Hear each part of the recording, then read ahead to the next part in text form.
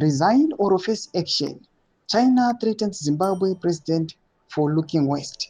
Ndisanapenda mashoko atoona kuti this is a headline ra 14 November 2019. Panguva ino people they are now dating back. Vachiona kuti the economic failure panguva ino iriitika nyika yeZimbabwe, it is a result of this headline.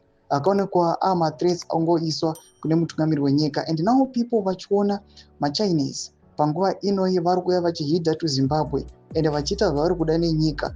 People they are now drawing conclusions kuti ndo pazvakatangira. Ndisanapinda mashoko ari kuda panguva ino achipenengurwa aiwa nemacritics at the ruling party ZANU-PF kuti vanyare nekuti subscribe like or on the bell icon. Tipinda panapa munhau totanga tapinda mu the headline ra 14 November 2019 panapa rokudanyiwa chinzi Beijing as reportedly as Zimbabwe President Emmerson Mnangagwa to hand over power to China, leaning Vice President Constantino Chiwenga.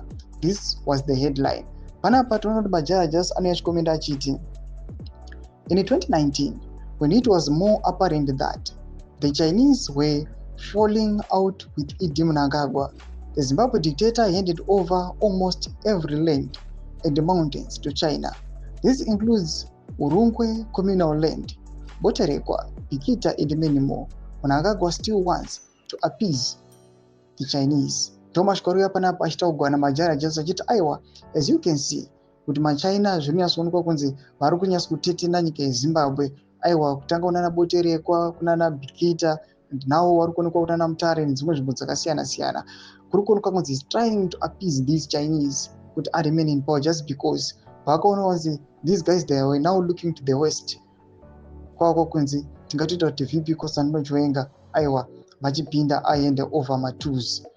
Panapa pane threat raranzi resign or face action. Mashoko ari kuda panapa achitaugwa aiwa nepopular aiwa critic with the ruling party ZANU-PF anonzi Majaira Jairus.